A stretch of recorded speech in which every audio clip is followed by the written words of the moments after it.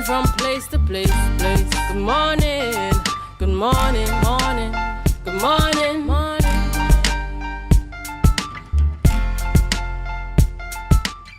Good morning and welcome to Youth Wednesdays on Tobago Updates Morning Show. We are viewing us here live in Portmore, Scarborough, Tobago. You know, this is a auspicious day in the week where we, the youthfulness, the youthful vibes, youthful hosts of Tobago Updates on Youth Wednesdays bring you the vigor, the vibe that is happening all across Tobago. My name is Dwayne and I'm joined with Natalia Nances. Good morning to all our viewers on our varying platforms, Facebook, YouTube, and 102 on Amplia.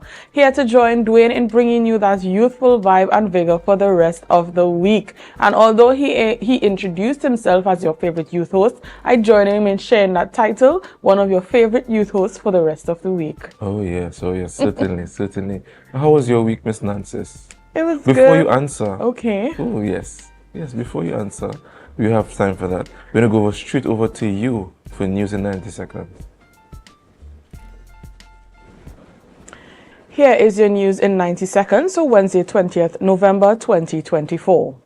Over 160 Tobago fisherfolk have filed claims for compensation following a February 7 oil spill from the Gulf Stream barge, which damaged 15 miles of coastline and disrupted fishing livelihood. Despite guidance from TEMA and the THA, no payments have been made 9 months later, leaving fisherfolk frustrated and neglected, especially as their plight was ignored in the 2024-2025 budget. While the THA received $50 million for oil spill expenses, none has been allocated to fisherfolk. The government has submitted claims to the International Oil Pollution Compensation Funds, which have been accepted for reimbursement, but the vetting process remains slow. Prime Minister Dr. Keith Rowley and a delegation traveled to Guyana to attend meetings with CARICOM leaders and India's Prime Minister Narendra Modi. The CARICOM India Summit will address cooperation in agriculture, food security, health science, and innovation. Dr. Rowley will also chair a CARICOM cricket subcommittee meeting and participate in the second regional symposium on violence as a public health issue, following Trinidad and Tobago's hosting of the first symposium in April 2023. The delegation includes key ministers, while Energy Minister Stuart Young will act as Prime Minister during Rowley's absence. Minister of National Security Fitzgerald Hines reaffirmed Trinidad and Tobago's commitment to restorative justice during Restorative Justice Week 2024, observed from November 17 to 23rd under the theme Crime Hurts, Justice Must Heal. The initiative, led by Trinidad and Tobago Prison Service and the Penal Reform and the Transformation Unit, highlights reconciliation, second chances, and community building through awareness campaigns and inspiring stories. Restorative justice, formalized locally in 2002, seeks to modernize the criminal justice system by addressing crime as a societal failure rather than individual flaws. And that was your news in 90 seconds. Thank you, Ms. Nancy, for news in 90 seconds. So again, how was your week thus far? How was your week thus far? My week started off good. It's been good. It's been safe. I'm a bit tired, given that it is the middle of the week. But I'm looking forward to picking up that energy with you on today's show this morning. Certainly. Yes. How was your week? Quite eventful, quite hectic, quite busy. I can't recall what is happening in this space. Perhaps I'm bursting with excitement this morning, but Christmas is beginning to look a lot like Christmas. Yes, no, yes, no, it has not. is. No, it does not. We are not hearing enough carols. We are not hearing enough advertisement relative to Christmas. Come on, guys! It's the 20th of November, for God's sake. What I don't like is that Christmas decor is not being seen. Where is the Christmas decor? Interestingly though, I think this Christmas is going to be a very difficult Christmas for most, especially given the fact that I am hearing that the US dollar is no longer 6.8 something. It is all the way up to 8.63 per dollar. That is in line with the pound though. So is it okay? All right. We look forward to seeing what the pound increases to if that is the US dollar. No, well, the pound wouldn't. Well, I think this would only affect Tobago, well, Trinidad and Tobago, because the finance minister would have devalued the dollar to accommodate, you know, the shortfall in forex availability. So it is interesting how this would roll out, because my number one concern is what fiscal measures are going to be put in place to help mitigate this gross fallout, because goods and services are going to increase. Your cost for your travel, the cost to import goods. So expect a lot of those Christmas items to no longer be cheap anymore. And we already have this, I think it's between 7 and 9% online tax for those who purchase items online. So all these things we need to consider as measures. I don't think it's going to really stop people from getting or spending the US, but who knows? I just hope that they put enough fiscal measures for the man whose salary is behind, you know, what is globally accepted, and so on. We doesn't get paid, you know, up to date already. Anyway, I don't know, what are your thoughts? But I think to encourage local spending and avoid what we do online, because they said that is also a major factor in the whole situation itself. Honestly, local needs to do better. I keep saying this over and over. We have few things available, yes, but there are some improvements that we can make. And simple things like customer service can be improved amongst many businesses. So that's my encouragement to local. And I want to agree with you, but I think the caveat to all of that is how do you compete against economies of scale and globalization, right? Which has been thrown in our faces years ago, and small island developing state like ours kind of suffer and have no choice but to accept what is on the global market that might be competitive to produce or to grow, or here in Trinidad and Tobago. Right. So I guess we have to find creative fiscal measures and creative ways and means to do business, but it's yet to be seen, and I hope that we do get it someday. But anyway, we're gonna go straight over to our birthdays. Yes. We have quite a few birthdays this morning. First, we have, I think I want to start off with this one. Sure. You know, big up to my girl, Miss Monique Fortinet. Happy birthday to you. You're still on vacation, and I know you're enjoying it, so that makes it even more special and just enjoyable. And I could hear her, you know, when she hears this greeting, I know she's going to say something like, "Thanks, love." So enjoy your birthday, Monique, and God's blessings to you. All right. Next, we have Candice Quashi. A happy birthday goes out to you. Beautiful in your dress. Is your son dressed as call them there? Yes, yeah. Maxi dress. Maxi dress, wow. Poor me. Happy birthday goes out to you from the Tobago Updates family. And I hope that you have an enjoyable day. And who do we have next? And last but not least, happy birthday to Gabrielle Woods, who turns 14 today. Greetings come from her loving parents and her brother, and of course, Gabrielle, from your loving family here at Tobago Updates Youth Wednesdays. Yes, and again, for those of you who did not make it on our birthday list this morning, we do want to wish you a happy birthday, happy belated birthday, and happy birthday in advance. So that is our birthday. Would you want to collaborate with me on the rundown again? Sure, you know, that's not a problem. You know how we just do it. Yes. Right? This morning we have none other than Pastor Clive Dottin coming to discuss protecting and rescuing men in gang violence. And it's going to be a two-part segment. The second segment will be treating with encouraging teenage men. So, you know, Pastor Clive Dottin is quite versed in these areas. Has a wealth of knowledge, and you know, much to be appreciated. And finally, who do we have next?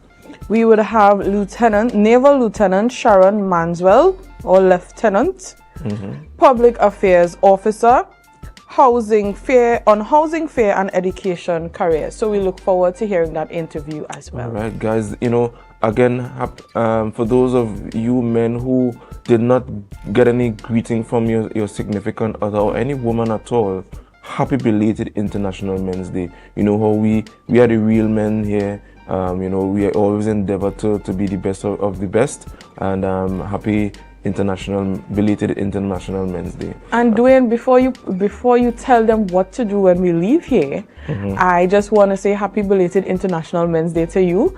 I was on the show yesterday, but you weren't with me, and I missed you very much. So that just says how much men are important to our lives. So Dwayne, happy belated International Men's Day to you. I see the blush on your face. Just blush. All right, but thank you very much. Greatly appreciated. And thank you for those who would have wished me and others a happy International Men's Day. Guys, stay tuned. We have a lot more coming up for you. Just remember to share the live, share the live, share the live. We'll be right back.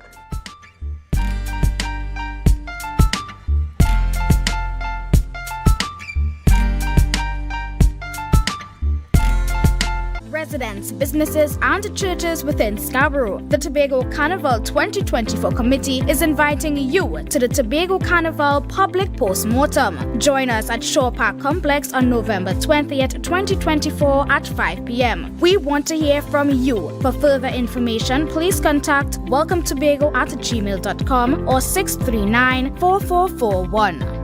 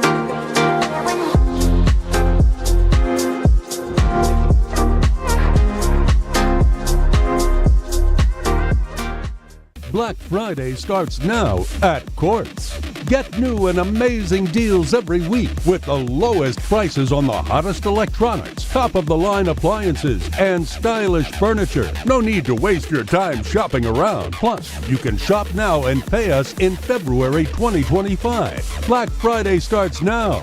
Don't miss out. Courts, bringing value home.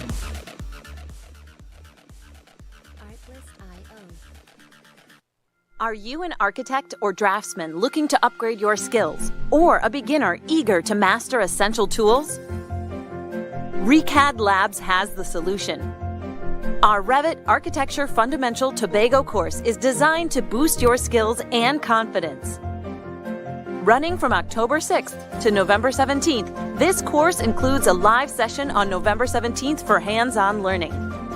Learn from experts in our virtual classroom and stay ahead in the world of architecture. Visit recadlabs.com to enroll now and follow us on social media for updates.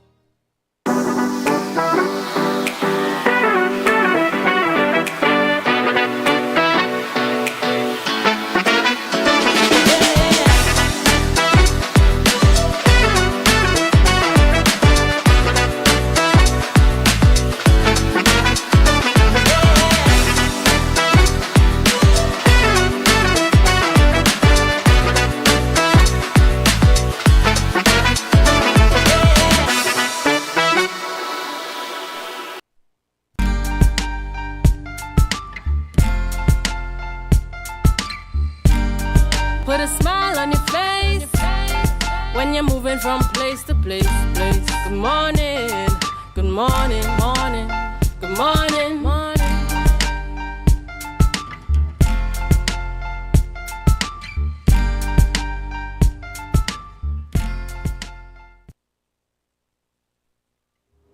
This is Youth Wednesdays and on the Tobago Updates Morning Show. My name is Dwayne and I'm joined with Miss Nancy this morning to have a discussion surrounding men and young boys and teenagers and encouraging young boys to be better men, I suppose. We have none other than the renowned Pastor Clive Dottin of the Seventh-day Adventist Church. Good morning and welcome joining us this morning. Thank you for joining us this morning. How are you this morning?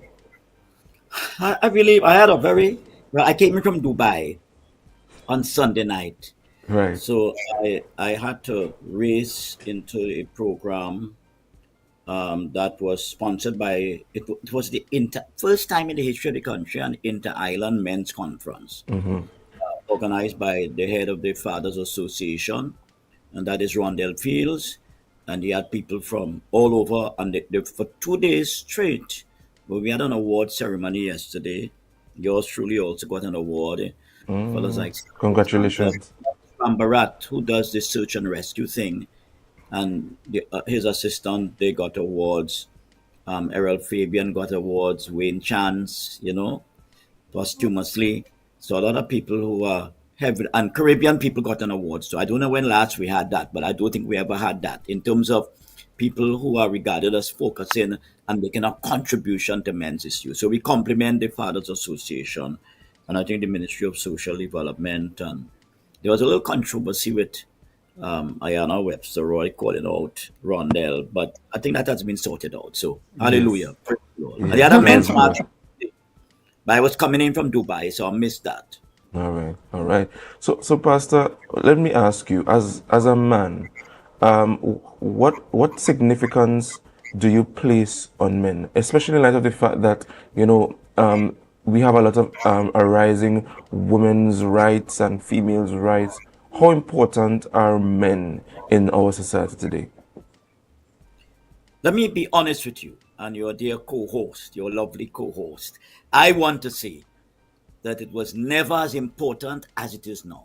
And I'll tell you for a number of reasons. This may sound humorous. I was with a taxi driver at night. Sometimes I have a way of picking cars that love the doctors, the engineering doctors. So I was traveling in this taxi. And significantly, what the guy told me, the driver, he said, just now, all the ladies have to be lesbians, because the men are being killed. Now, let me quote two prime ministers, Dixon Mitchell from Grenada and Ralph Gonzalez from St. Vincent.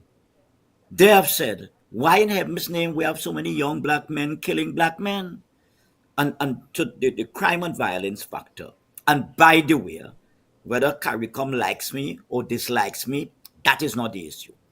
CARICOM must do a better job than the gang leaders, because I have said that what is happening right now, you have a group, I term them CMANs, Caribbean Mafia Alliance Networking Strategy. That's why I compliment Rondell Fields from Montserrat and St. Vincent and St. Kitts and Nevis and the Caribbean, because the gang leaders, our numbered gangs, are recruiting people across the region, That's where the gangs gone. So you have the crime and violence factor that is spread to the Caribbean, right? And every speaker at that international men's conference focused on that. Secondly, you have the aggressive feminine rights movement, all right? Thirdly, you have a lot of homes where the wives are supporting the husbands. And what happens with that is that sometimes the men feel less than, and women who are not very wise, all right, make those men feel less than. And then you have the church that is not focusing enough on the issue of men. And I want to say, I have seen initiatives in my own church, but sometimes I think it is episodic, all right?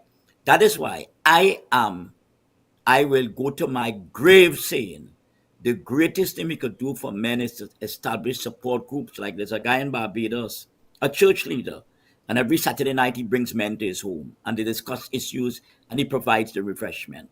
All right. What Alan Ferguson is doing in Trinidad with Scrap Iron Dealers Association, we have gone to like 12 communities, Hampers or Give North, He puts his hand in his pocket there.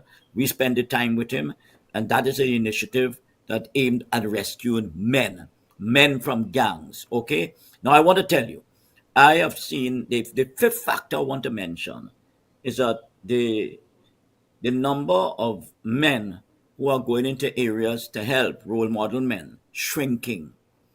In Trinidad, I'll be honest with you, we just have a few of us under 10 that going into these areas and pulling out guys. You see, because what has happened, that is why I believe in support groups. A support group functions, all right?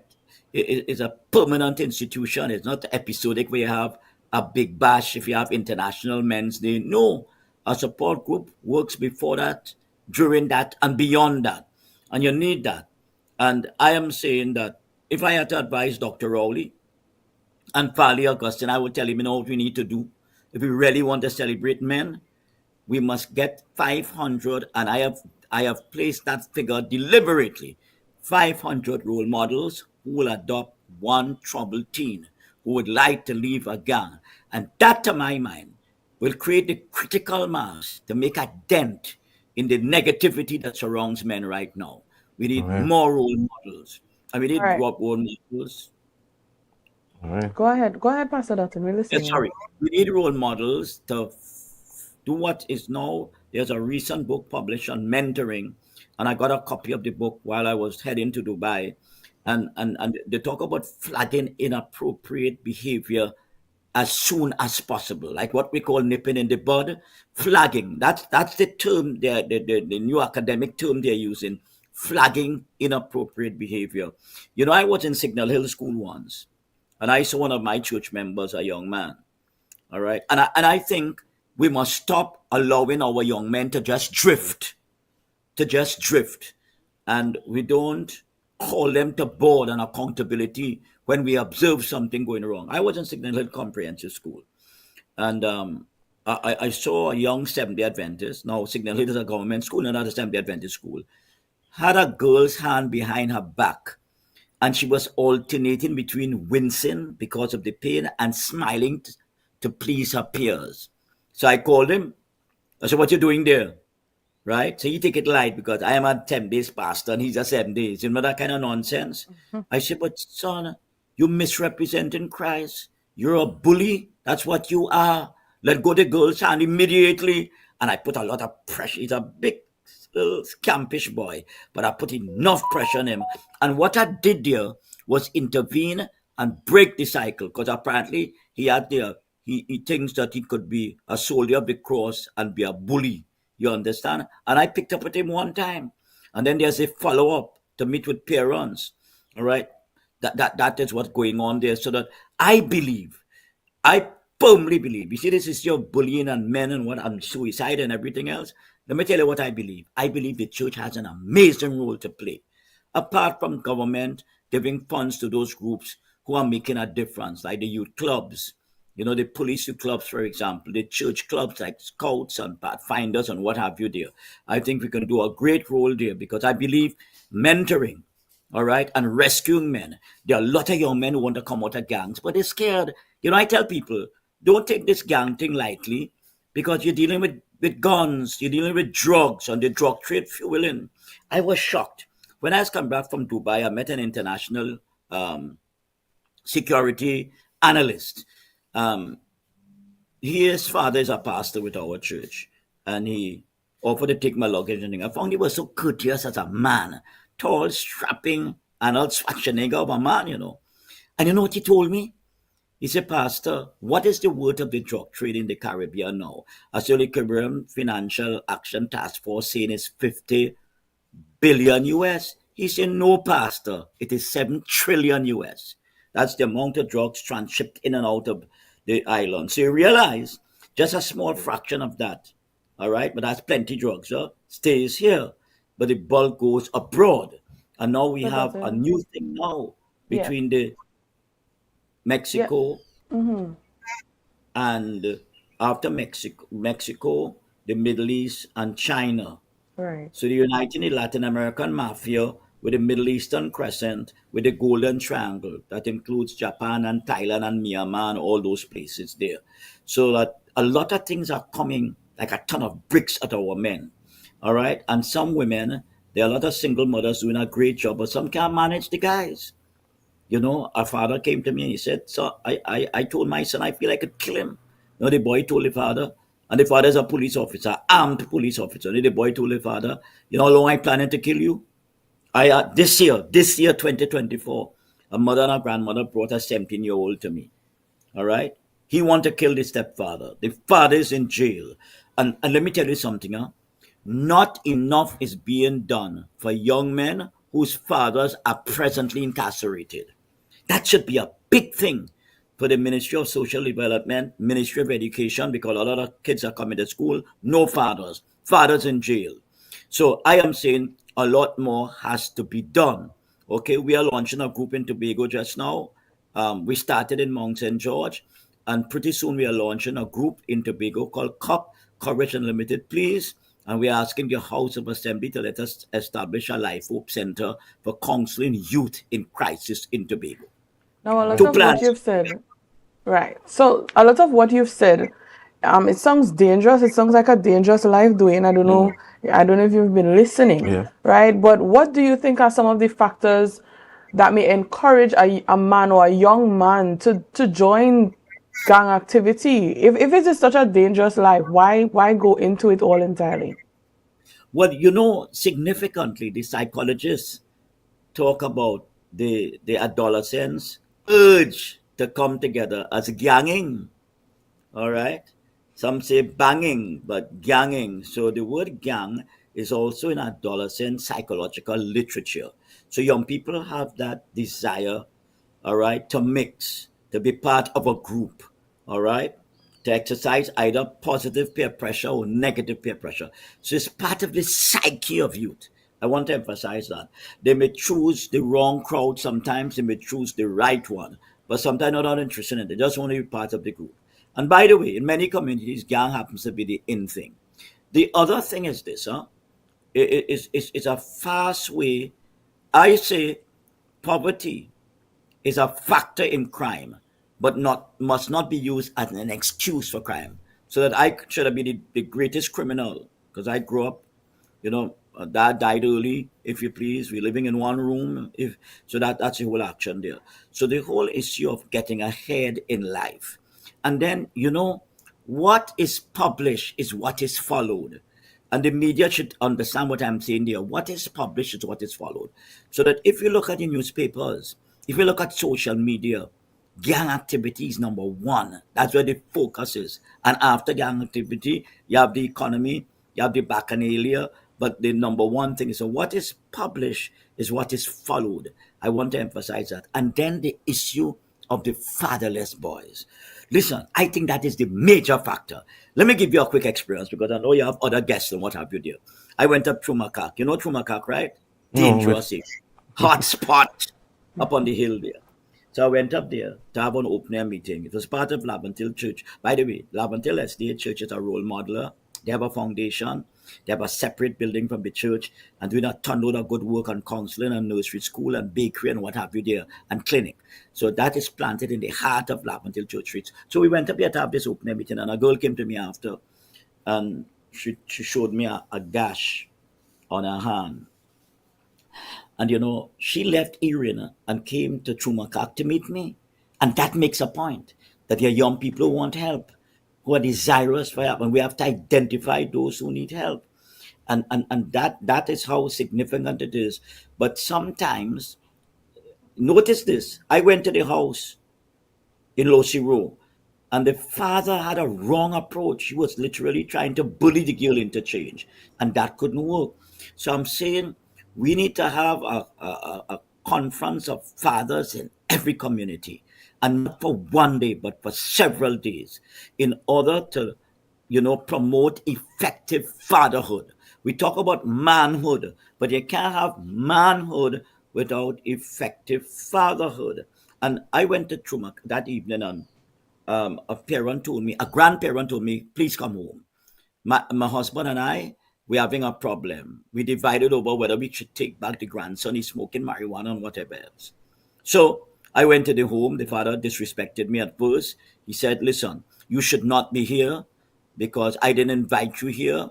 All right. I didn't even know you were coming. Is my wife arranged that. So I say, okay, if you put me out, I accept that because I made a mistake. So I say, I'm sorry one time. I learned the art of saying I'm sorry real faster.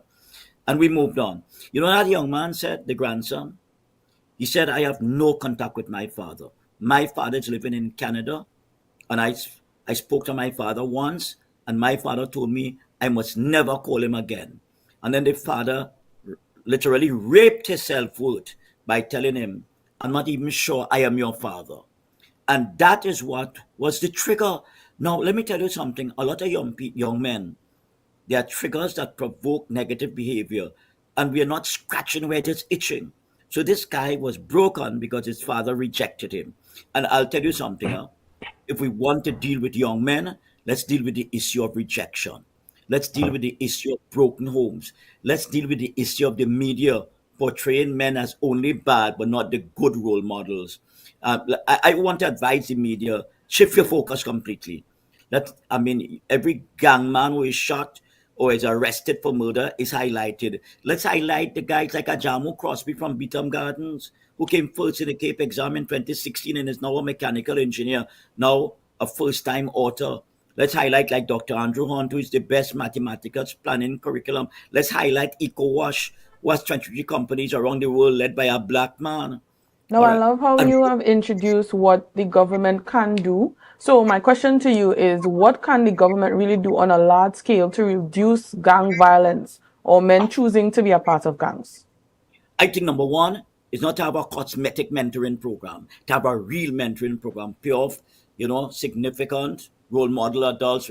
I think they must invest in that. Number two, I feel for starters, you need to have 500 young men, all right? Okay, adult role models paired off with young men who want to be a success at the community level. I would say that should be a goal for the government. Number one, a lot of men are traumatized in their homes, young men traumatized in their homes. They don't want to be part of what I call the intergenerational crime syndrome. They want to have a positive outlook on life and they want to achieve. So I am saying we need a national mentorship program and a national trauma program for families, especially who are traumatized. I would advise the government to go in that direction. All right.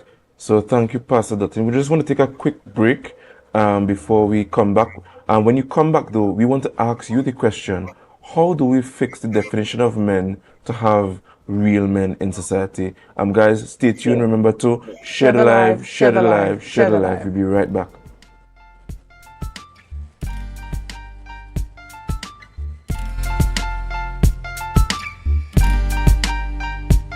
Standards Black Friday deal starts now with 35% off select television, 30% off select appliances, 25% off Christmas decor, 15% off select divans, 20% off select furniture, and you can shop in store and online. Standards Black Friday deal. Nobody beats us on price. Believe it.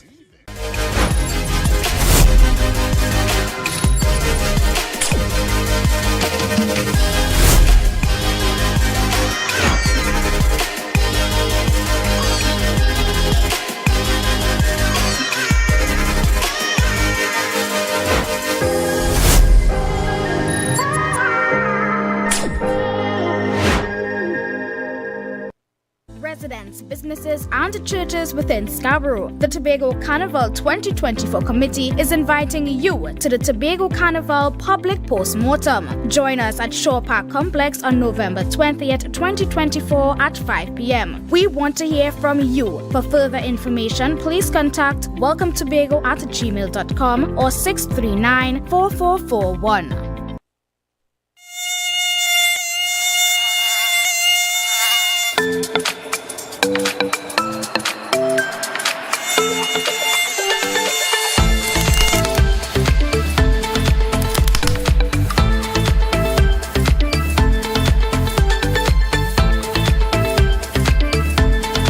Get ready for Tobago Starquest Next Level 2024. Join us for an unforgettable night of talent and excitement as Tobago Starquest, in collaboration with Tobago Updates, presents the first semi-final on Thursday, November 14th, 2024, and the second semi-final on November 28th, 2024 at 7 p.m. at the Shore Park Complex. Celebrate the incredible talent from across Tobago's communities and witness a showcase like no other. Admission is just $50. Don't miss your chance to support the stars of tomorrow. See you there.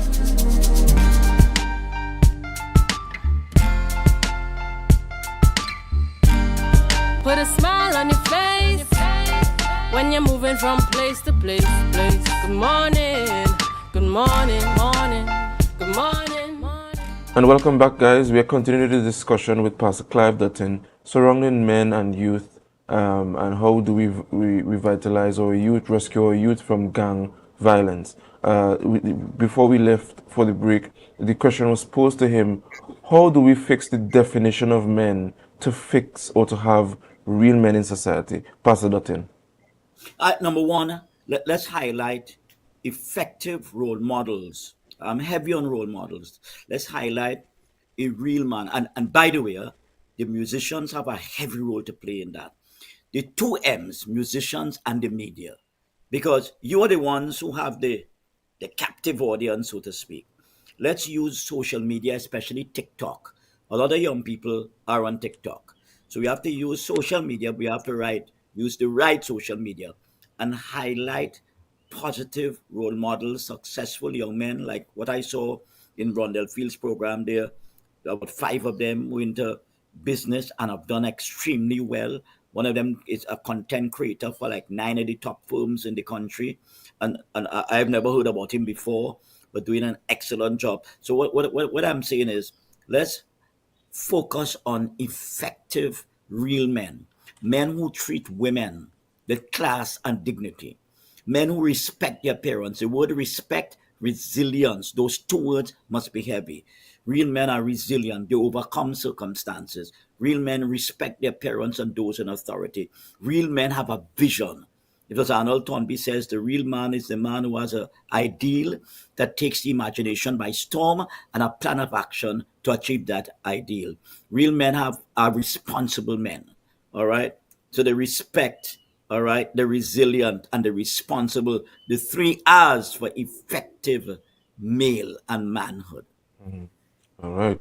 And, we tout around this definition of man in society, and correct me if I'm wrong, we have women who themselves do not have this definition or don't know what a real man is, right? And they prescribe for men how their men, whether it be their children or their spouses or their significant others, how men should be. How do you treat with such a situation where we find women who inadvertently create what we call a toxic masculinity? Well, in part you have answered the question. We have to deal with the toxic issue. So we have to deal with the women. Because you're quite rightly saying there are women who have their own perception of what a man should be. All right? And sad to say, look at that girl. You killed 6 this year who staged a home invasion, right? 6. The youngest is 15. Somebody told me she was a member of my church at one time. I don't know. But I watched that child. I say, but like nobody reached out to that child. But it was 2 women got killed with 4 men. So obviously they gravitated to the bandit persona. You understand?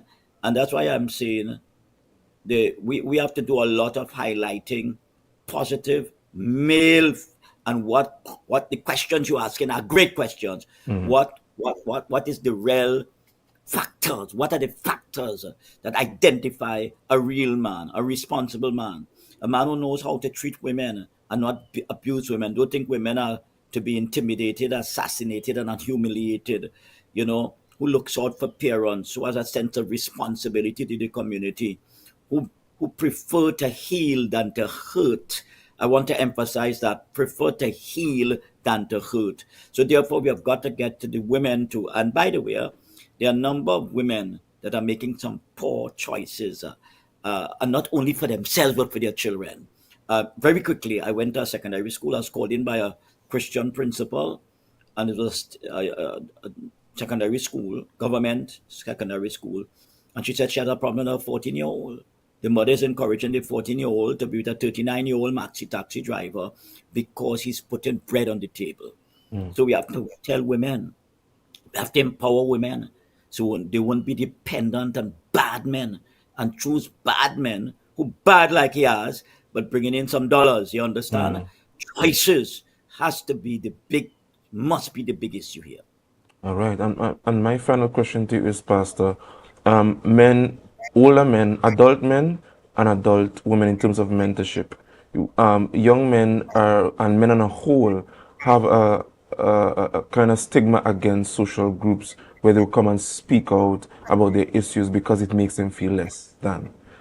How do we use female and male mentorship to assist in creating that safe space where men can come? Because sometimes you may create a safe space, but they will not come, they wouldn't speak. How do we create those safe spaces using both male mentorship and female mentorship?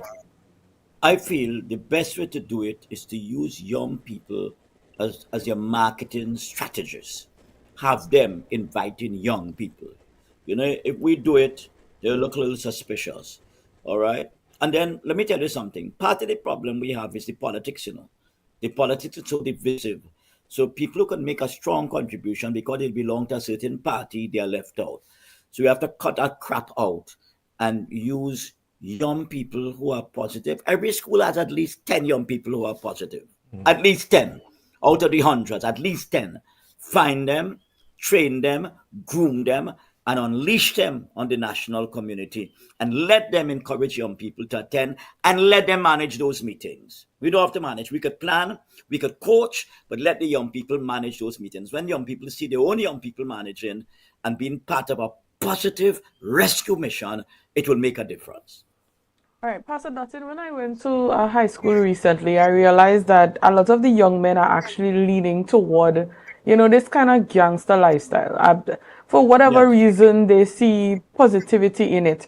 And I think it alludes to what Dwayne just asked, where a lot of young men are finding avenues in which some of their actions will be validated and they have people to speak to. So what is your advice, seeing that your solution is to send out positive role models into the national society? What is your advice to these role models and the people grooming them? What can they do to help influence them in a positive light and then to go out into the community?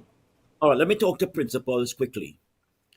Do not bring us and then just bring the whole school together. Yes, we can motivate the whole school, but select those young people and young men, especially who need help, and let us engage in a one-to-one. I think we are failing as a society because we don't want to engage in one-to-one relationships with young people who are in trouble. We don't want to confront them. I think we are scared of them and making a horrible mistake thinking that they don't want to be helped. They want to be helped, but they want to trust. They want to know that the person they're communicating with, happens to be trustworthy. The other thing is, I think we must pull from the community. Don't pull from political parties. Don't pull from groups, hierarchy kind of stuff there. Pull from people who are well respected in the community, despite their religious or political affiliation. Pull from them in the community and then have people get into the schools. Now, not everybody could be part of a school ministry. Let me tell you that. Because young people are over here sorting us out and figuring us out quickly. So choose people who have a natural ability to reach out to young people, and let's do a one-to-one campaign. Because you see, if we save one, and that one, and by the way, I must say this before I disappear, we need to return to peer counseling programs in the schools. And I want to advise the Minister of Education on that, on all those who have to do with education. Let's return to an effective peer counseling program. That's why the young people are doing the counseling in the school environment, where they are known, all right? So the issue of peer counseling in the schools is needed as early as yesterday. We need an effective, well-trained, well-armed group of peer counselors. All right. Thank you so much, Pastor Dottin, for joining with us. God bless. Yes, it's always a pleasure having you on. You have a lot of knowledge in terms of this topic, and we're very happy that you could have joined us this morning to discuss with us those few points and tips that you've given. All right, so thank you once again from the Youth Wednesdays Tobago Updates family for being with us here this morning. God bless you too. God bless you. God bless All you. right. All right, guys. So that brings us to the end of this part of this segment. We have one more segment for you, but before we go over to that segment, just remember to share the live, share the live, share the live.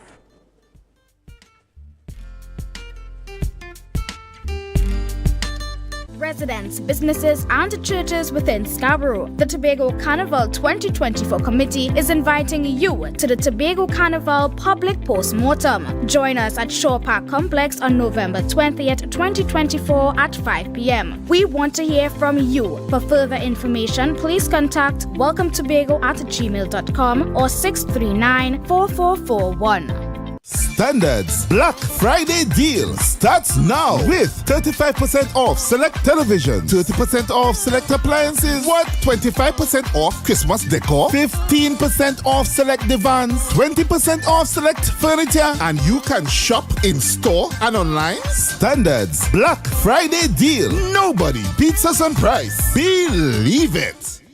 Are you thinking about spending Christmas in Tobago? Well, call us at Thorns Place. We are located at the hills of Scarborough, 5 minutes away from the port, with rooms starting at 200 TT. Call us now at 745-7306 or 682-8676. Follow us on Facebook. Check us out on Instagram. Message us on WhatsApp at Thorns Place. Your Christmas in Tobago will be even more special. When the game is on, you don't want to miss the best moments. With Amplia TV, you can enjoy our ultimate sports package and watch your favorite games on the go. Stay connected and informed with sports news, scores, and stats with Amplia's fastest internet speeds. Up to 1 GB fiber internet, you can stream riveting football action, cricket, NBA games, and much more. With Amplia, it's game on. Visit amplia.co.tt or call 800-4663. Amplia. Do more, live more.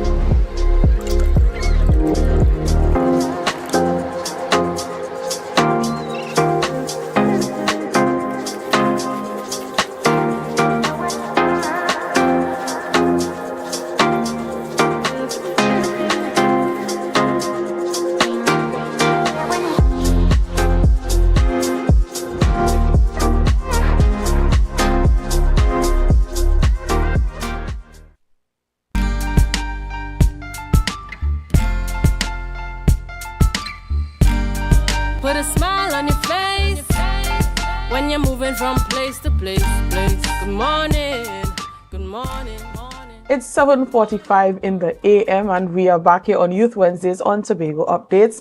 I am joined with Mr. Dwayne This, who is smiling brightly in the corner because I know he's excited for the upcoming interview that we're going into right now, and that is the Trinidad and Tobago Defense Force will be hosting their inaugural biannual housing fair and education caravan in collaboration with the Joint Protective Services Housing Committee. So this morning, I want to welcome Mr. James J. Good morning to you.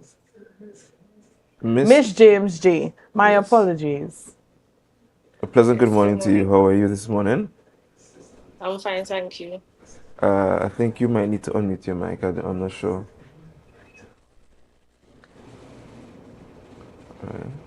My mic is unmuted. Oh, Yeah. yes. Good morning and welcome to Yeah. you. Yes, I'm hearing you. Yes, hi, good morning. All right. A pleasure to have you here on Youth Wednesdays. Just kind of quickly tell us about yourself and this housing committee because we have some burning questions to ask. My name is Julia James. My regimental number is 16770. James J. is the ignition. I am a member of the Trinidad and Tobago Coast Guard. The rank is assistant writer. I work directly with the housing officer, Flight Lieutenant R. Otley. The Trinidad and Tobago Defense Force will be hosting a housing caravan with the Joint Protective Services. The caravan dates are the 21st and the 22nd of November, the Defense Force headquarters, from 10 a.m. to 1 p.m. The 25th and the 26th at Ulrico Station, Piaco. The 28th and the 29th at Corinth, San Fernando. And the 5th and 6th at Tobago Coast Guard Base. All right.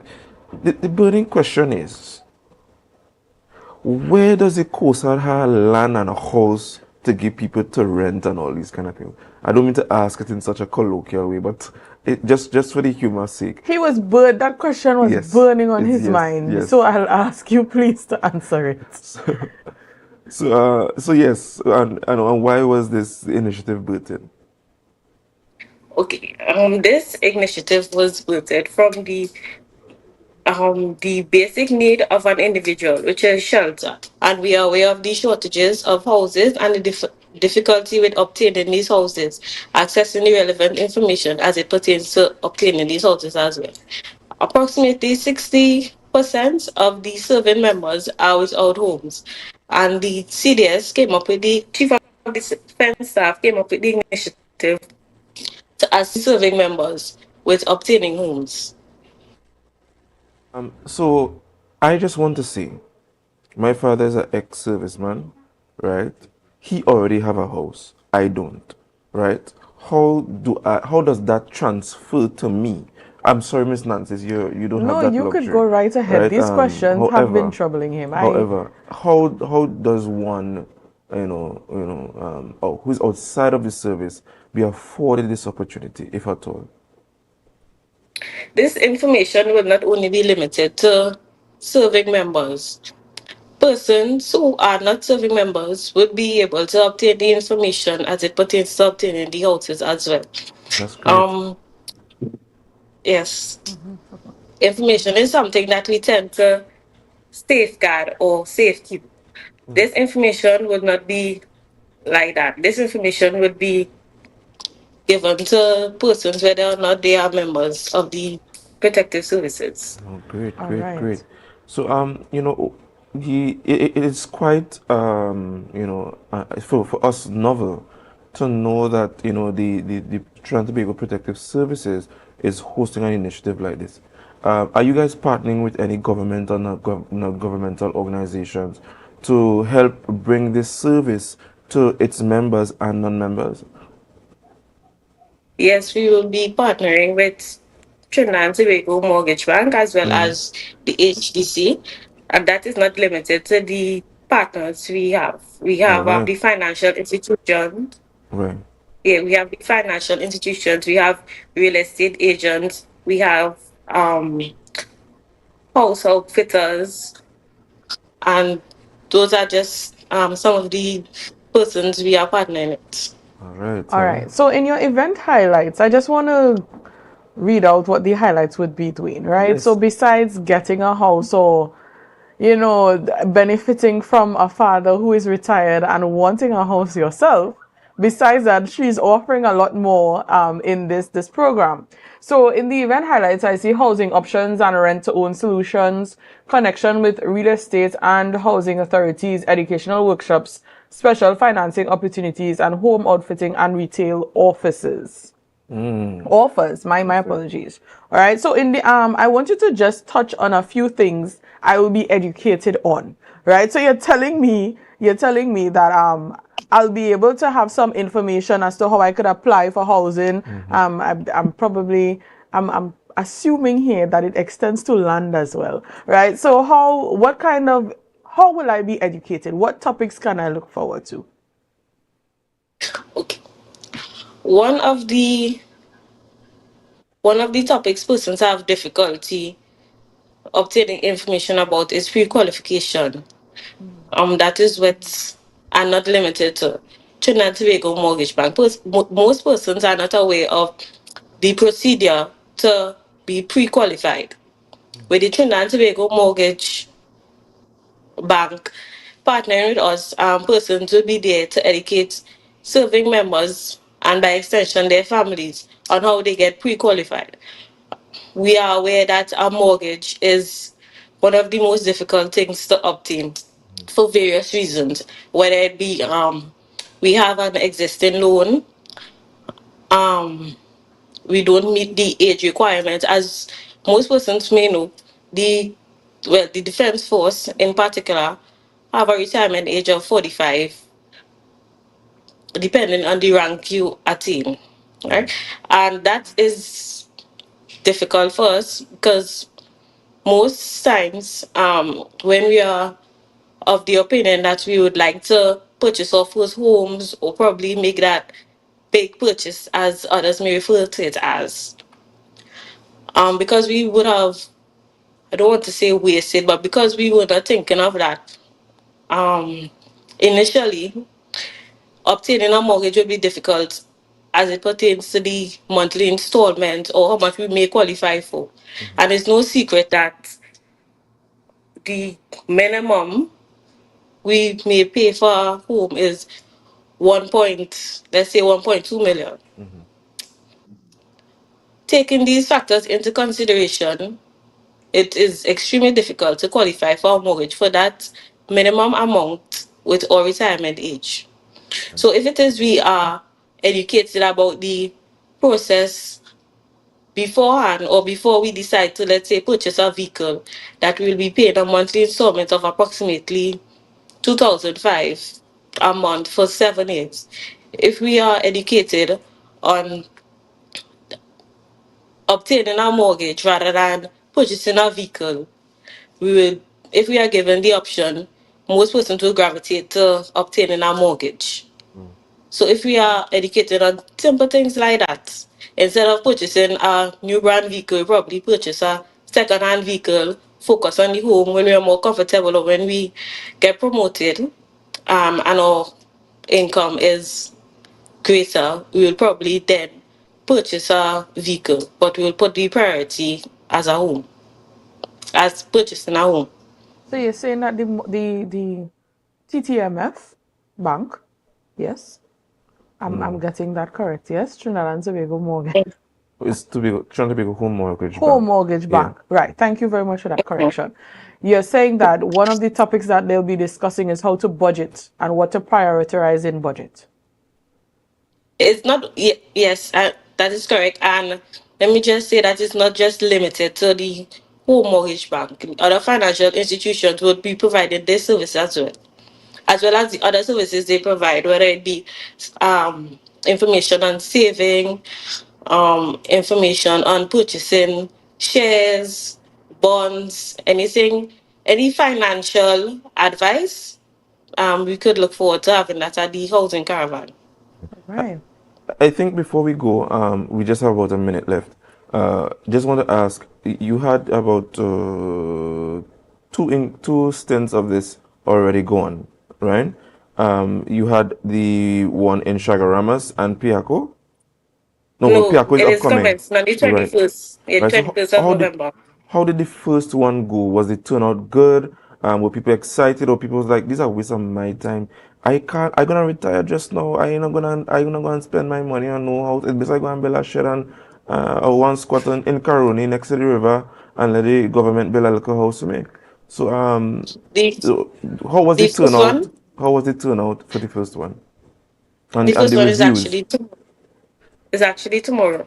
Yes, because I'm saying 21st and 22nd. Oh yes, my bad. I am rushing it's Christmas, and I'm just getting excited about You could Christmas. see that he's very excited, and I think when you all do come over to Tobago at the Coast Guard base, Dwayne will be present and in Yes. front row on the Yes. 5th and 6th of December from Certainly. 10 a.m. to Only 1 if you will p.m. be there, I'll be coming. I will be there. Lovely. All right. All right. So thank you to the assistant writer, Miss James J. Yes, correct. Yes, of the Defense Force, Coast Guard. Coast Guard. Of the Coast Guard, Trinidad and Tobago Coast Guard. I apologize for butchering your title. Yes. Right, assistant writer of the Coast Guard, Miss James J. Thank you so much for joining us here on Youth Wednesdays on Tobago Updates. We look forward to your education, caravan and housing fair held, well, in Tobago. It will be held on December 5th and 6th from 10 a.m. to 1 p.m. at the Coast Guard base in Tobago. Dwayne, of course, as you can see, is very excited for this event and will be present. Right, so to the rest of the public, if you are interested in such topics like housing options and rent-to-own solutions, etc., you are free to attend. All right, and guys, please note the logos on the flyer. It's also open to the Defense Force, the Trinidad and Tobago Fire Service, Trinidad and Tobago Police Service, etc., Coast Guard. So all of you who are so interested, just please come and support, especially those that live in Tobago. Please come and support it on the 5th and the 6th of December, at 10 a.m. to 1 p.m. On those respective dates at the Coast Guard base right here in Scarborough. So again, Miss J, thank you very much for joining us, and remember to share the life, share the life, share the life. Have a great day. We go over to You're GMT. welcome. You too.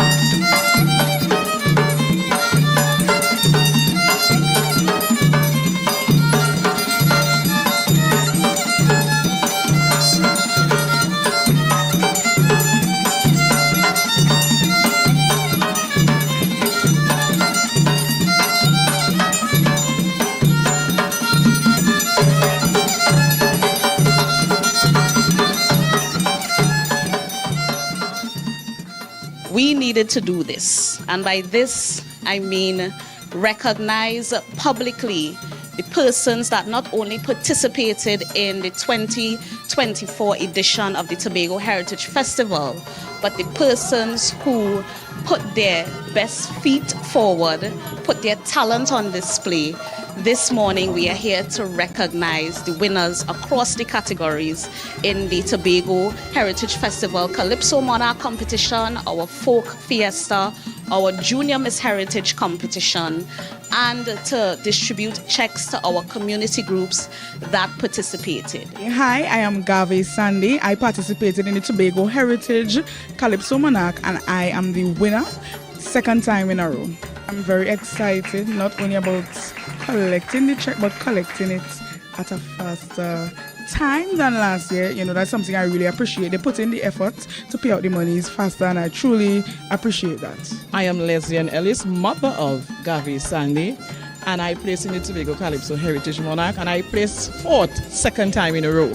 While I appreciate getting the money earlier than last year, I wish I had it for my birthday, which was in September. We are grateful for the monies because, you know, we work very hard, and I mean, when you work hard, you must get paid. But apart from that, you know, we take pride in our culture. We do not do it for the money, we do it to keep the culture alive. to spread, the information, the knowledge. So and for the fun, we enjoy what we do.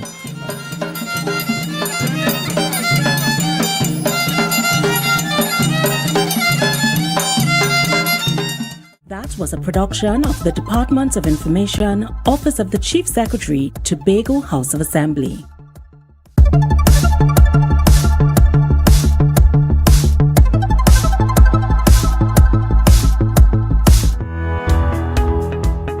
This project represents a key step in our commitment to enhancing energy resilience, increasing renewable energy penetration, and reducing greenhouse gas emissions in Tobago, in line with the government's objective of reducing overall greenhouse gas emissions by 15% by the year 2030. It will impact the school's identity in an enormous way because Charlotteville Methodist Primary School is the first primary school within Trinidad and Tobago where we have solar panel.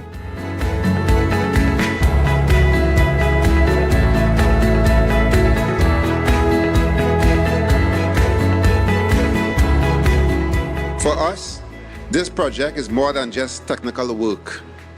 It's a powerful statement of our commitment to renewable energy solutions, education, and preserving our beautiful island for future generations.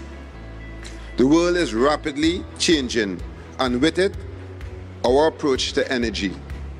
By installing this solar system, we reduce our carbon footprint and cultivate environmental stewardship among young minds. And one of the key factors towards us becoming the greatest little island on the planet is us accepting our climate responsibility.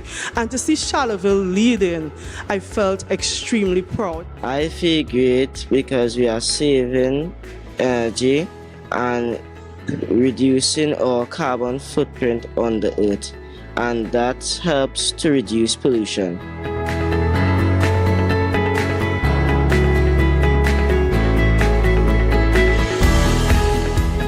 For a very long time, we have been reliant solely on hydrocarbons.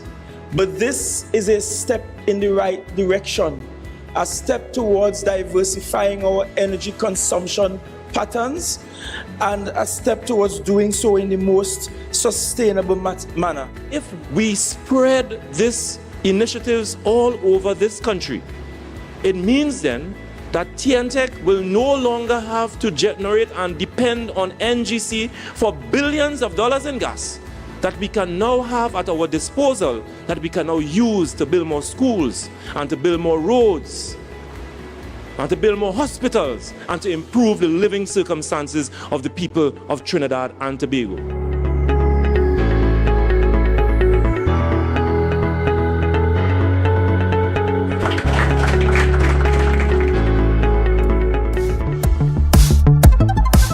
That was a production of the Department of Information, Office of the Chief Secretary, Tobago House of Assembly.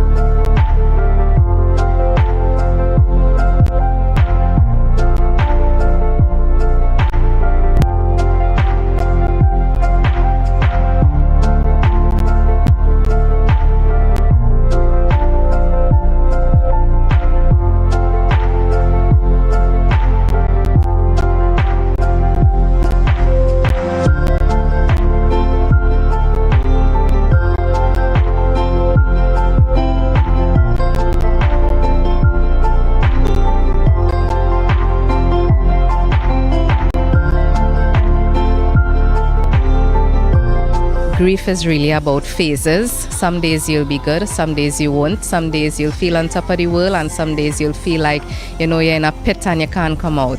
So I want to encourage people that as they go through phases to be compassionate towards themselves, to be gentle, and to always reach out, because social support is really what people need to help to bear the weight of this heaviness of loss. Support is what helps a woman, a family, people that are grieving overcome the loss that comes with losing an infant, whether it's miscarriage, stillbirth, or a neonatal death.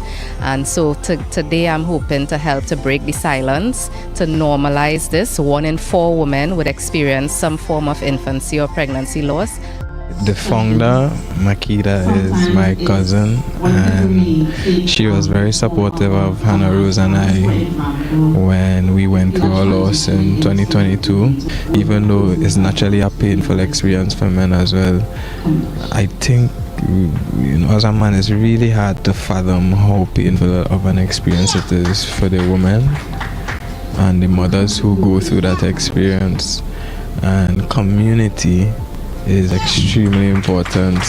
So the awareness for me, raising the awareness through the organization, is equally as important as the individual help that it gives to the people who go through those experiences. Having the experience myself, it showed me a depth of pain that I think only others who have really experienced it could really know.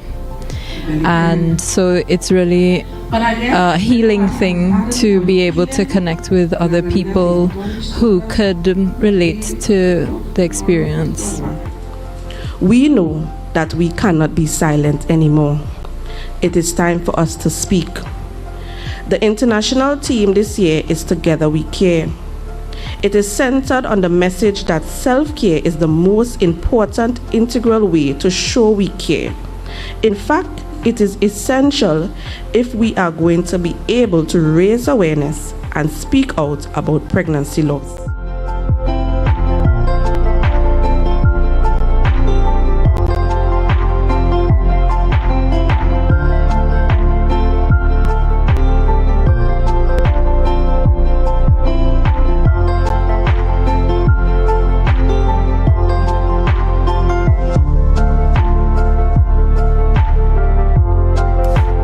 Was a production of the Department of Information, Office of the Chief Secretary, Tobago House of Assembly.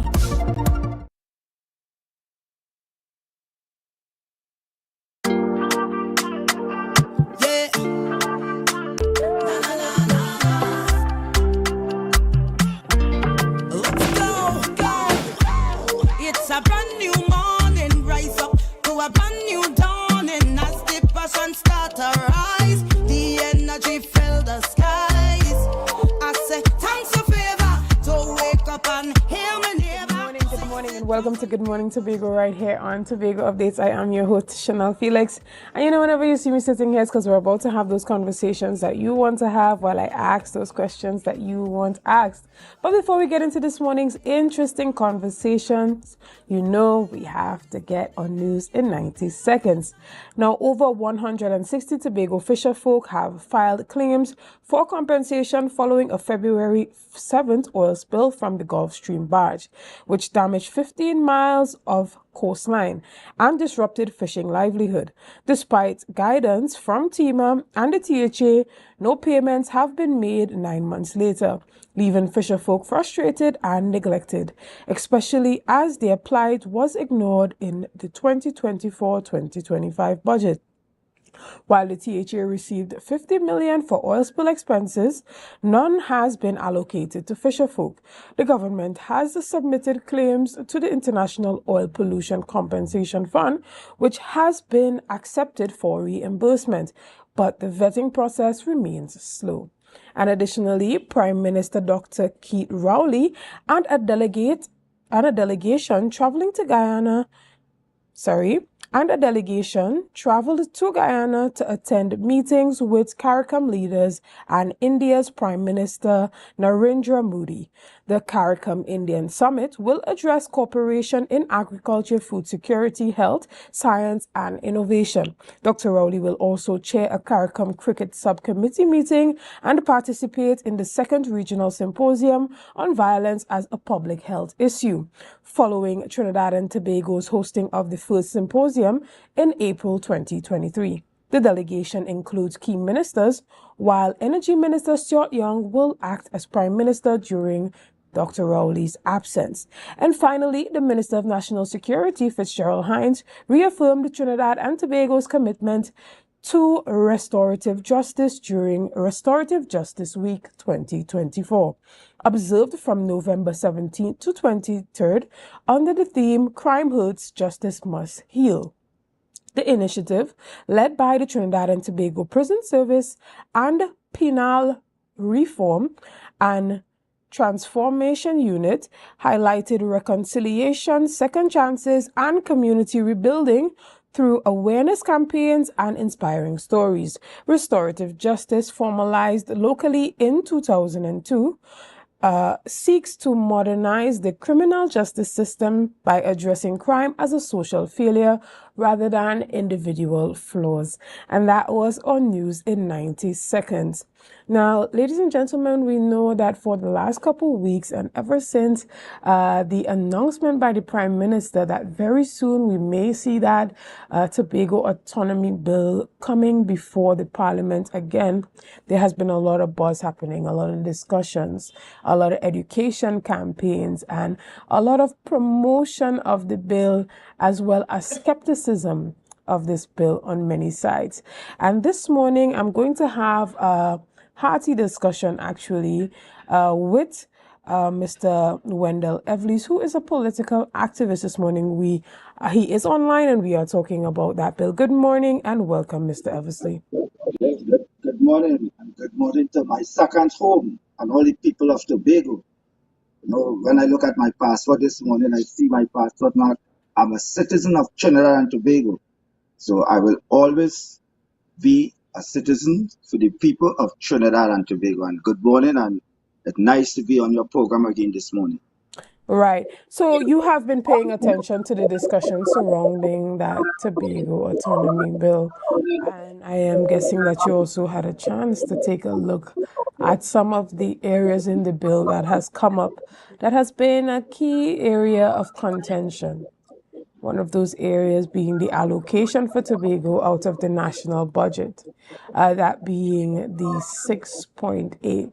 There are persons who are saying that if this PNM administration did not accept 10% under a previous regime, why should they tell the people of Tobago that they should be accepting a 6.8 because the PNM says so? What do you think about that? Well, I have been saying for a long time now, and I have it as a motto and a quote, that PNM is the problem, UNC is not the solution. But I always maintain, I will always speak out for what is right for the people of Trinidad and Tobago in all organizations, and I also like to see good governance in all areas. Even if you're in a cricket club, a normal cricket club, you must start there with good governance. And when we look at the Tobago Island Bill 2021, I think this is something for the people of Tobago to decide. And when you look at the structure of our parliament today, which we have 31 senators and 41 members of parliament. We have 9 independent senators, 6 opposition senators, and we have 15 government senators. And when we look at the composition in the Senate, Tobago have 2 senators. And in the parliament, they have 2 members of parliament. I think in the Senate, they have 3 senators. They have an independent senator also. So Tobago is well represented in the parliament to champion Tobago business and to champion Tobago interests. And if a bill is coming up to give the people of Tobago more power, to give the island functioning administration more power, and to move away from the Tobago Act, what they govern on right now. I think this is a decision for the Assembly, the Tobago House of Assembly, the 3 senators, the 2 members of Parliament, and the people of Tobago. They should meet in a room to discuss what is best for Tobago. And they shouldn't try right now to divide Tobago. Because for too long, Tobagonians have been complaining concerning the allocation from the budget that receiving from Trinidad. For too long, Tobagonians have been complaining that the Assembly do not have powers to govern the island properly. And if you're getting a bill now that they have 5 main clauses, and the clauses, 1 is the Tobago Island government, 2, Tobago legislature, 3, finance, transitional provisions. And if you have these clauses, will give Tobago more autonomy, more power. I think this is not a time to play playing game. This is not a time to play politics. For too long, we have been playing politics with the lives and the livelihood of the people of Trinidad and Tobago. Now we have to know what is best for us. We cannot continue a system that is outdated and going forward with a system when the world is developing and when the world is changing. We're in 2024. We're going in 2025 just now. I keep saying Trinidad and Tobago need meaningful constitutional reform, and the only way they can get meaningful constitutional reform is it have to come from the people, not for those who sitting in the parliament. We elect them. They are our employers. We employ them. Right. And there are the persons who are currently saying that after so much consultation had happened previously, why would you restart the process again? But there's the sentiment of a lot of the information and feedback that came from those consultations being for a different time. We now live in a technology-driven society with new technology like artificial intelligence and a host of new things happening. So are you of the opinion that not necessarily starting over the consultation is needed, but going back to the general public and asking, are these areas still relevant to you? And what recommendations do you have to enhance what has already been suggested by our predecessors? Okay. We listened to what the Prime Minister said, right? He said he's bringing back this Tobago bill to give Tobago more autonomy. He said the bill went to committee stages in Parliament. They set up a committee, right? And one of the fundamental things come out from it, what I listened to what them said, because I'm not a member of the committee, that those in opposition never attended the committee, the Parliament committee, to discuss concerning Tobago. So if people are saying now, they sit down in the past and they refuse 10, why we should refuse 6.8 now? Now listen to me. The past could never come back. We are talking about the present and we are talking about the way forward for Tobago. So if you have to start, if something that you didn't accept in the past and something now is put forward for the table, and it will say this is a starting point, why reject it? Why reject it? Why deprive the people? Because if you don't want to start somewhere, then we back to the same position where we are all the time. And it's time for people to put away the pettiness. Look what's going on in Tobago right now. I'm shocked to hear the amount of money spending in contracts in himself, the jobs in himself complete. They want to make arrangement to give the person half of the money of 25. And on top of that, they give that same contractor 180 something million to start a new contract. And the people of Tobago is not even involved. So they're showing, even the present administration is showing that Tobagonians not qualified to do work that is in Tobago space, which the money will be in Tobago space, employing Tobagonians. So they're saying that we have to go outside. So what they're trying to tell us now, they want people from outside to come and dictate for us. I remember Kadisha Arming saying in the budget, Tobago getting too much money, they only have 60,000 people. So you think they will support the bill that is coming to you all forward right now? She's the shadow minister of local government. She said Tobago only have 60,000 people. Tunapuna Piako Regional Corporation larger than Tobago. Why are you giving them so much of money? I heard David Lee, a member of Parliament for Point Appear, when they asked the question why UNC don't have interest in Tobago and contest the election, be part of Trinidad and Tobago. David Lee went on record and said that we have the Chief Secretary in Tobago, Fali Augustus, and this is on record. And when people saying these kind of things, you think they will get those people there to support Tobago bill? They're probably glad to see if Tobago separated from Trinidad, so they feel they would benefit in Trinidad and they feel they will not benefit in Tobago. But this is an island of Trinidad and Tobago. Since I on this island 56 years now, it's of Trinidad and Tobago. My passport say I born in Trinidad and Tobago. So people have to come off these kind of pettiness. For too long, politicians dividing us, separating us, bringing race in everything. Why we can't see God in every face instead of race? We have to see God in every face instead of race. And I want the best for Tobago. And Tobagonians should put down their foot and say, if we get in so much increase in money in allocation to do our business, let us take it. Let it as a starting point. Let us say, if they bring in certain clause to give Tobagonians more power, let us start it. What was going on in Montreal? You know, Montreal had a general election the other day, and they had about 3,000 persons vote in the whole island. 3,000 persons. What is the population of Montreal? Look how small Montreal is. Look how small St. Vincent and the Grenadines is. And look how they just function. Look at the powers they have.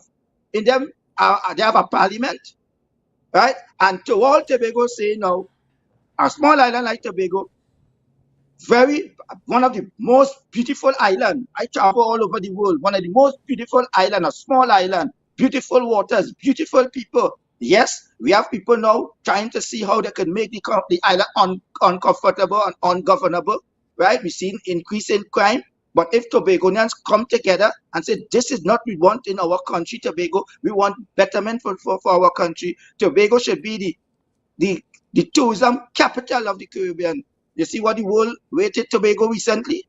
Where they did, Tobago placed fourth in beautiful places to visit. So they need powers. Tobagonians can't want Trinidad to get everything. Tobagonians can't want Trinidad to get a deal. That will depend on the Ministry of Legal Affairs to send people in Tobago or set up things, or you have to go to Trinidad. If this bill, this autonomy, giving you powers, forget the politics, work for what is betterment for Tobago, and I will support the bill. I will support the bill. When the bill is going to debate in Parliament, I already have my placard, and I'm going to beg the 5 dissidents. They said I have a UNC A, a UNC B. They say the B is the 5 dissidents. But now I hear they have the emergency plan in place, which is the UNC C, and that is in Tobago. I don't know who they're talking about in Tobago. And they're lobbying with them, and they're not going to support the bill. Is this what we want for Tobagonians? Is this what we want for Tobagonians? Understood. And I want to thank you so much, Mr. Eversley, this morning for coming on and giving us that perspective on the Tobago Autonomy Bill. Guys, we're going to take a quick break right here. We're going to be back really soon, right after this. See you soon.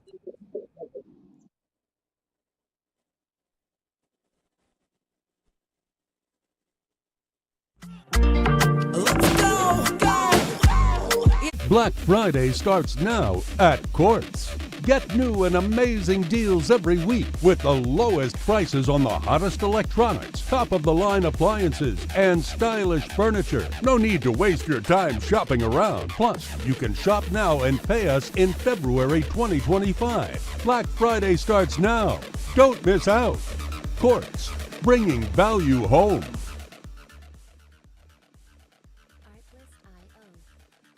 Are you thinking about spending Christmas in Tobago? Well, call us at Thorns Place. We are located at the hills of Scarborough, 5 minutes away from the port, with rooms starting at 200 TT. Call us now at 745-7306 or 682-8676. Follow us on Facebook. Check us out on Instagram. Message us on WhatsApp. At Thorns Place, your Christmas in Tobago will be even more special. Residents, businesses and churches within Scarborough, the Tobago Carnival 2024 Committee is inviting you to the Tobago Carnival Public Postmortem. Join us at Shore Park Complex on November 20th, 2024 at 5 p.m. We want to hear from you. For further information, please contact welcometobago@gmail.com or 639-4441. Attention members, now is your chance to double or even triple your dividend payment with no increase in your existing loan payment. Don't miss out on this incredible opportunity to boost your dividends effectively. Whether you're planning a vacation or simply looking to maximize your savings, we've got you covered. Call us today at 639-8226 or 631-1336. Message us on Facebook for more information. Hurry, this offer won't last long. Bethel Credit Union, because we see you at BCU. Get ready for Tobago Stockwest Next Level 2024. Join us for an unforgettable night of talent and excitement as Tobago Stockwest, in collaboration with Tobago Updates, presents the first semi-final on Thursday, November 14th, 2024, and the second semi-final on November 28th, 2024 at 7 p.m. at the Shore Park Complex. Celebrate the incredible talent from across Tobago's communities and witness a showcase like no other. Admission is just $50. Don't miss your chance to support the stars of tomorrow. See you there.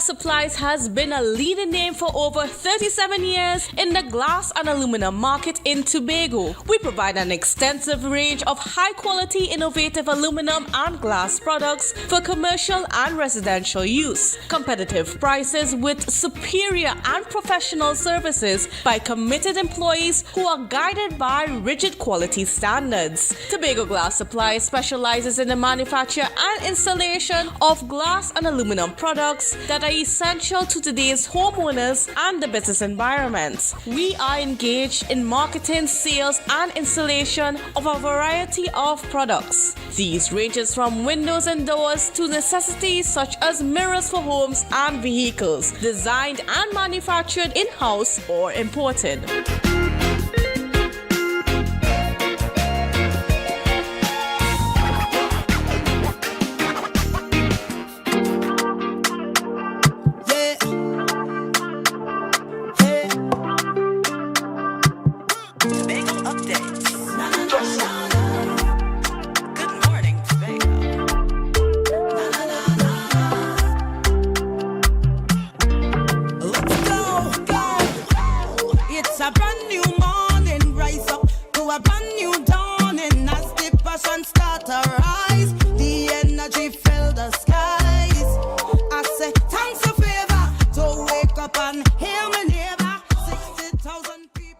Good morning, and welcome back to Good Morning Tobago right here on Tobago Updates, guys. This morning we are in studio and chatting with one of the youth from the PNM West Youth League, and that is the PNM. You are the president of the PA, the chairman actually, and this is Mr. Justin John. Good morning and welcome. Good morning, and good morning to the people of Tobago. Thank you for having me. Right. Now, you're a fresh face on the scene that we haven't seen before. So we want to welcome you here this morning, and we hope to have a very lively discussion.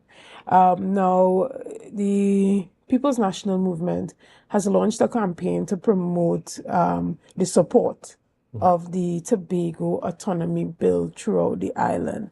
And as a part of that, you have a number of youth discussions happening to possibly bring awareness, but to also gather support for persons to get behind the bill. So far, what has been the important aspects of the bill that your organization deemed necessary for young people to get behind? Well, thank you for the question. Right now, I tend to look at the legal aspect, but also the potential in terms of finance. We see that the bill not only talks about having investment, but also the ability to borrow. I think that within the youth space, and then when we look to culture and things like that, we need more investment and we need the ability to. And I believe that these bills bring that forth. And also, they also widen the purview, the exclusive jurisdiction of the Tobago House of Assembly, well, soon to be Tobago Island government. And I believe that right now it's something that we need, and especially with regards to the youth, we have to remember that we are going to inherit this. Everything that's done today is going to be inherited by the future leaders, those who are in school right now, those who are going to engage in various youth debates and varying topics. We have to remember that these are the persons who are actually going to inherit the bills. They're going to inherit this new government and this new system of governance. And Tobago, and especially the youth, need to remember that. Okay. And when it comes to some of the activities that you guys have been having to try and educate young persons as well as get them to get behind the bill and support the bill, what have you guys been doing? So you would have seen a series of town hall meetings going on. There's actually one town hall to happen this Saturday. It's happening at the Buku Multipurpose Facility. And there's also going to be a youth forum this Sunday, 24th. It's held at Barcode at 6 p.m. Now, these activities are geared towards community engagement because at the end of the day, we always talk about the years of consultations that went into these bills. But when it reaches into the parliament, a part of the legislative process is, the discussions towards should this area be amended? Should we take out this? Should we leave this? All of these have to be guided by the people. So I know that we are, it's branded as a PNM event, but it's a Tobago event. We want youths to come out. We want them to ask questions, point out the problems. And we have the political leader, Senator Ansel Dennis, who's also there. And we also have members from the committee who'd be able to engage with the youth and be able to answer these questions. So you could either leave comfortable or you can leave convinced that, yes, these bills should be supported. And I know that what I'm seeing here can turn out to be much better at the end. Right. And what does your youth league say to the persons who are saying, after all these years of consultation and back and forth between our predecessors and the central government, that Tobago deserves to get something that everyone can stand behind, as opposed to being given something and being told, there's a start, you could come back for more later? I think that what we say is that, remember the legislative process. There's no perfect bill, and I think that we have an idea of a utopia. We know what we want, and we know how to get there. I remember a discussion just last night where they talked about Tobagonians. We would, in a community, you would build your house piece by piece. You know, you finish your kitchen, you do your rooms and things like that. You keep going, you build out. Some of us may not know, but you see persons building and continuing along. It's continuous development because... But do you know how long ago this building started? How long ago this communication and this thrust towards Tobago autonomy has been started? Yes. To now come to the people of Tobago and say, don't worry, build your house little bit by little bit. So does that say to my predecessors that went on before me, does that say to persons who died like Mr. Ho Choi Charles and all the others, the James Begats and everybody that went before, that we, after all that you have done, we are now still trying to build piece by piece, when indeed what they would have put forward would have been the foundation. And by now, we should have a finished product. Because it says to me that if yourself and myself end up in the parliament 10 to 15 years from now, we would still be fighting for Tobago autonomy. And at what point are we going to be satisfied that everything that was done before us, we can say that we as a collective are happy with what we are being given? I don't think that we'd ever be able to say that we're satisfied. Why? There's always more to get in, as I'm sure we all think it. You see what you get, whether it be a gift or something like that, you always think you can get more. There's always a fight going on, you never see it. You join it at a point in time, but there's always a fight. Tobago's autonomy has been fought before we were even here. And I believe that we give respect to those who fought the fight. We ventilate their issues, we bring forward their points, and you know, we do our best to put it into the legislation. But who's to say next year something happens and we see that autonomy for Tobago doesn't include control of certain areas. We don't want it because whether it be how it is on the national stage, it's too much or it's too little and we want more or we want less. Things like that. Legislation is always growing, just like the Constitution. It's a living document. And you continue the process of continuous development. And I believe that once we continue that, we would be able to satisfy now, but 10 years down the line, 20 years down the line, someone is going to always come back to the table and say, Tobago deserves more. Right. And I'm saying from my own perspective, outside of Tobago Updates, this does not reflect the opinion of Tobago Updates. This is my personal opinion.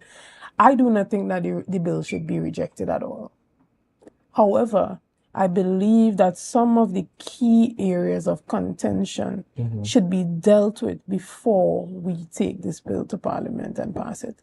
Now, there are persons saying, because I've sat here in the media space and I've had the conversation with persons on every side, red, black, blue, just passers-by, civil society. And one common thread is that people want to know that their voices have been heard. And there's the argument that severe consultation has went into the bill that was presented to the Parliament for us to get to where we are now. But between that time and now, there's a totally new generation of persons who are more aware, more awoken, and more knowledgeable where politics is concerned, i.e., you and I, our generation. When those consultations were happening, I can't remember where I was. Right? I probably had no clue what Tobago autonomy was or how it would have impacted myself or my children and my children's children. So, and I say this to say that in all the consultations, in all these sessions that the PNM is having to get Tobagonians to get behind the bill and support the bill, I think that the thrust, because I heard Petal, Councillor Petal Benoit, saying that it's important for us to have those non-partisan, bipartisan discussion, and I agree 100% with her. I think that the thrust needs to be towards a unity. I agree. So coming to the forefront to call for unity, coming to the forefront to call for us to have these discussions where we could look back and see, just as we saw Ho Choi Charles and Mr. Ashworth Jack and Mr. Orville London sitting at the same table, coming to Tobagonians despite their political connections. I want to go to Barcode and see Chief Secretary Fali Augustine sitting next to Minority Leader And Kelvin that Morris. is exactly and the we all intention. come and we sit and we talk and we trash it out. That's really what I want to see for the Youth Forum, because the invitation has gone out to many youth organizations across the board. I don't believe everyone is PNM. We have opposition, we have PDP, we have TPP. I want to see everyone come out because this is a Tobago discussion. This is Tobago's autonomy. It's not PNM autonomy. It's not TPP autonomy. This is Tobago's autonomy. So as youth, we are supposed to be able to, look away from the politics that we see, the aggressive politics, and we could come together. Just as you say, you're supposed to be able to see two political leaders coming. You come into the forum, ask a question, engage. We want to debate, because at the end of the day, when we discuss among ourselves, we can, form that unified front, that bipartisan discussion. I think that was in the last motion in the Tobago House of Assembly. I believe that motion was very important, and they all agreed. It was a unanimous decision. Bipartisan movement towards these bills is what's needed. Yeah. And when we have this forum, I look forward. You might even, I'm not wearing red. Right. And this is the thing, because I'm saying, if I am to see you in the parliament 10 years from now, and I am sitting behind my TV and watching you on television, or vice versa, and the idea of Tobago's autonomy is still a battle on the table, then I would be sorely disappointed. I understand. And that means that at some point we have to take off the colors. If Tobago's development is really the agenda. True.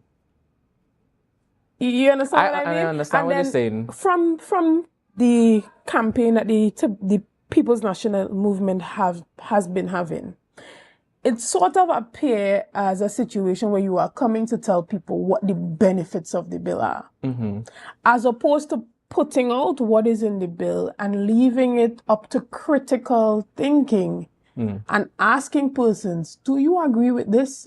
And based on where you sit, are there any recommendations that you can make to contribute or to expand upon what has already been said? Exactly. And once again, that's what the forum is for.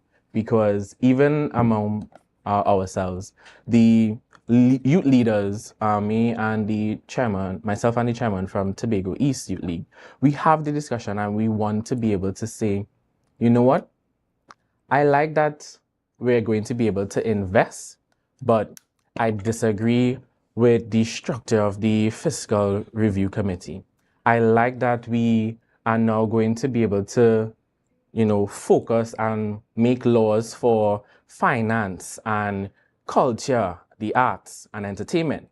But I feel like if we are missing certain areas within the Tobago space that we should be able to legislate on, and, even set an example, for instance, for the parliament.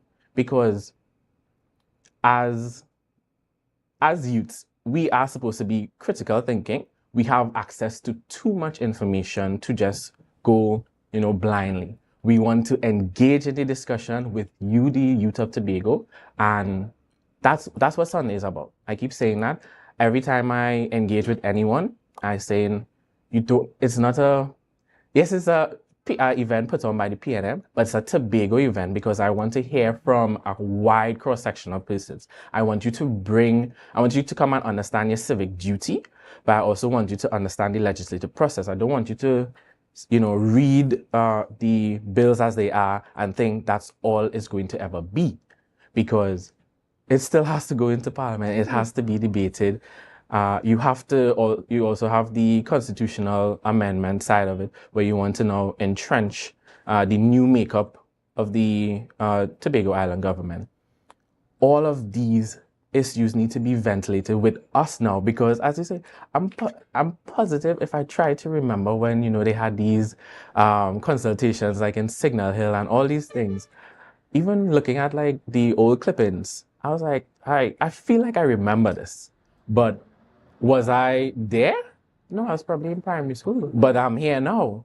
And my ideas and the ideas of my fellow youth are important to the discussion. And I think that when we bring it to the forefront, thankfully, in this day and age, we are heard. The Right. People's National Movement has a policy of youth development. There's a reason why the founder, Dr. Eric Williams, established a youth league from the start. The youth are going to inherit. You have to be able to say, okay, how are you going to influence these policies as a youth, and then inherit the policies that you influence, and then be able to hear from others. All right. Based on some of the feedback that we're getting in the comments, the recommendation is being made that a session like this that is focused towards youths coming together and having their issues ventilated and their opinions on the table may have been better to have a collective hosting as opposed to it being a P&M program.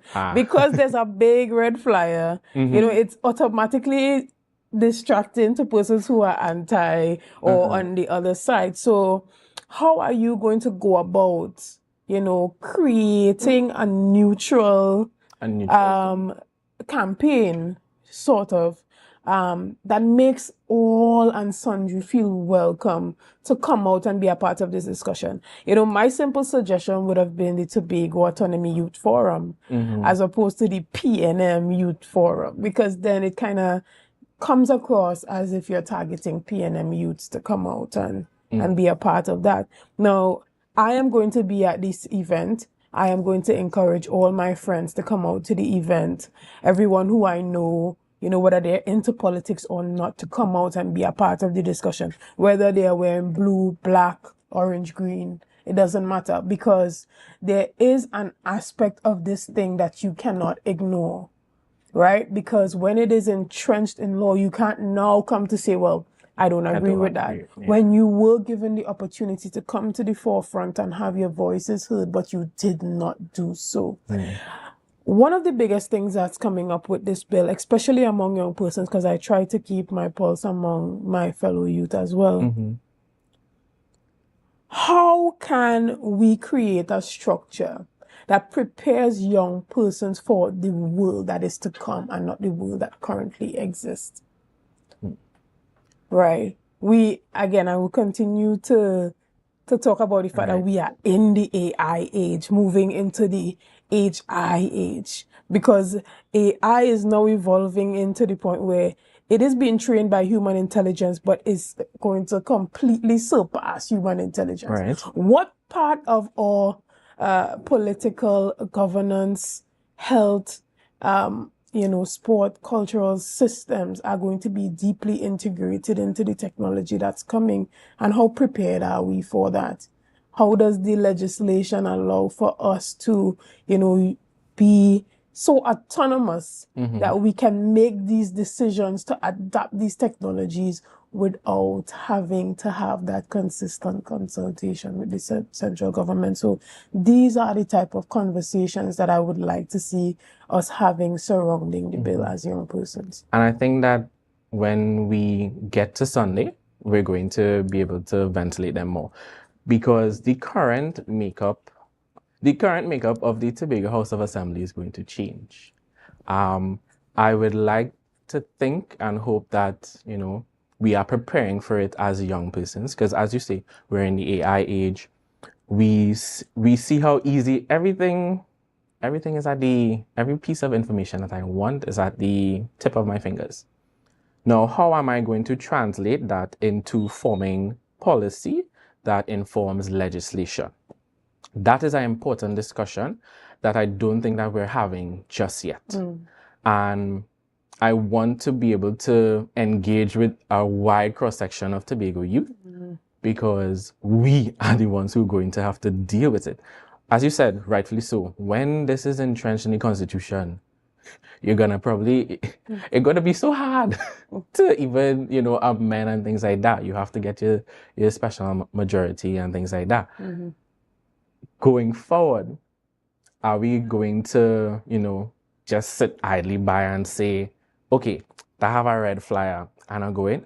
I don't want persons to be afraid of, engaging with political entities, but remember that these are community organizations as well.